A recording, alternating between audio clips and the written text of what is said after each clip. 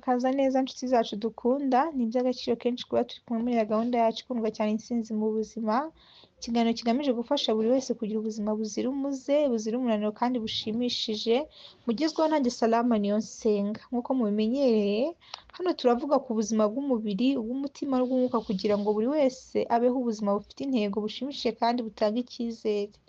Uyu munsi rero turaganira ku ngingo ifite akamaro gakomeye cyane ku buzima bwa buri wese igira iti ibiryo bifasha umuntu mu guhangana n'uburozi. Nshuti zacu, igihe tuvuga uburozi ntabwo buri gihe tuvuga uburozi bushyirwamo mu muntu nkana, ahubwo hari uburozi bwo mu mubiri bwitwa toxine mu ndimi z'amahanga. Izo toxine ni imyanda cyangwa ibinyabutabire byangiza umubiri, bikaba bituruka mu bintu bitandukanye nk'ibiribwa byataye agaciro cyangwa bitarimo isuku, ibiryo byatunganyijwe mu nganda, isukari nyinshi n'amavuta mabi, imiti ikoreshwa nabi, kunywa inzoga nyinshi cyangwa itabi ryinshi, kudaha umwanya umubiri ngo uruhuke, imyanda y'imyuka yo mu kirere cyangwa amazi atari meza. Iyo ni imyanda yiyongera mu mubiri, udugingo tugatangira gukora nabi, bigatera umunaniro, kurwara kenshi, kugira uruhu rufite ikibazo bitandukanye, kurwara umutwe no kuba umuntu utagira imbaraga mu mubiri.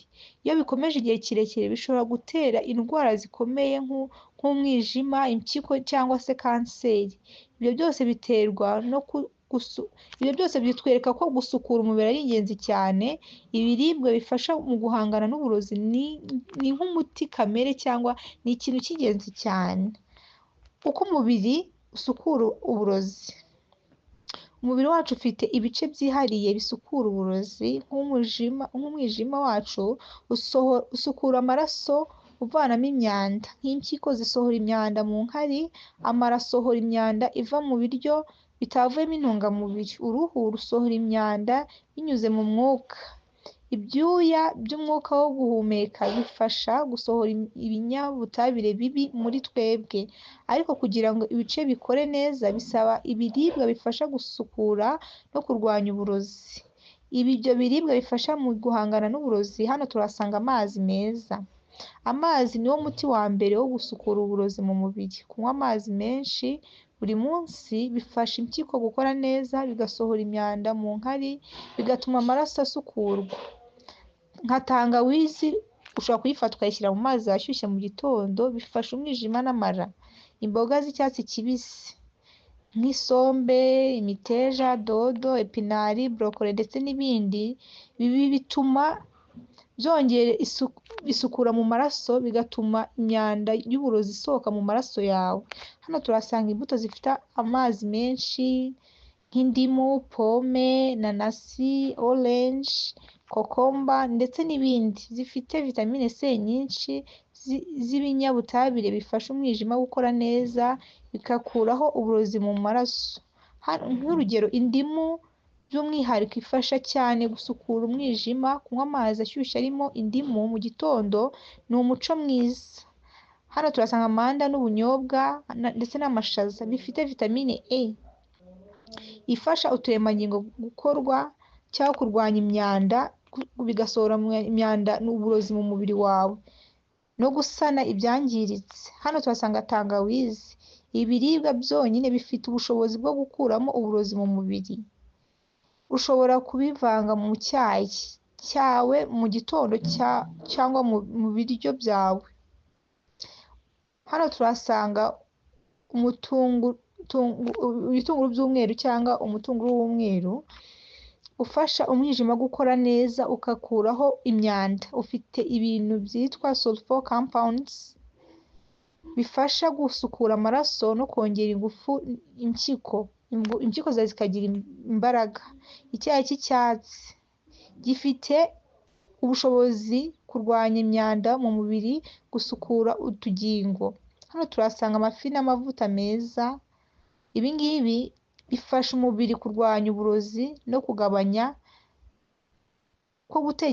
kwibagirwa muri wowe nyine. Bifasha ubwonko nabyo, nk'ibinyampeke, amavuta y'ibihwagari ndetse n'ibindi. Bituma umubiri usohora imyanda mu buryo bworoshye. Hano turasanga imboga zifite sulfur nka shufurere, amashu, brokoli n'ibindi. Bifasha umwijima gukuraho ibintu bikomeye byangiza umubiri. Urumva ko bifite akamaro gakomeye mu buzima bwacu. Hano tuhasanga ibinyampeke byuzuyemo intungamubiri nk'ingano, umuceri utatunganyijwe, ibikoma bya gakondo bifite fibre ifasha amara gusukura imyanda. Hano tuhasanga ibiryo bikwiye kwirindwa. Ibi biryo rero nibyo bituma tugira ibyo bibazo. Hari ibiryo bigira uruhare mu kongera uburozi mu mubiri, nibyo tugiye kurebera hamwe kugira ngo bidufashe. Ibiryo byo mu nganda bisembuye, ibisuguti, juice z'amasukari, ibinyobwa bifite amabara. Isukari nyinshi yongera imyanda mu maraso. Amavuta atunganyijwe cyane atuma umwijima utabasha gusukura. Inzoga nyinshi n'itabi byangiza umwijima. Ibiryo byokeje cyane nyine nk'amanyama, dukunda kurya inyama zokeje, ibiryo byokeje cyangwa byatetswe nabi. Imiti ikoreshwa nabi, iyo uyinyoye utabibwiwe na muganga ushobora kwangiza impyiko n'umwijima. Ubwoko bw'ibiryo wakoreramo umucyo byakuramo nyine neza uburozi mu mubiri harimo amata n'indimu. Fata igikoma cy'amata cy'inyamaswa cyangwa ikinyampeke uvangemo indimu. Fasha gusukura uburozi mu mara. Inyanya, tangawizi ndetse n'ibindi bivange mu biryo byawe bya buri munsi. Fasha umubiri gusohora imyanda n'uburozi yibitse mu maraso. Amazi y'indimu na tangawizi kunywa mu gitondo kunda isoni bifasha umwijima gukora neza. Salade n'imboga z'icyatsi kibisi ndetse n'imbuto.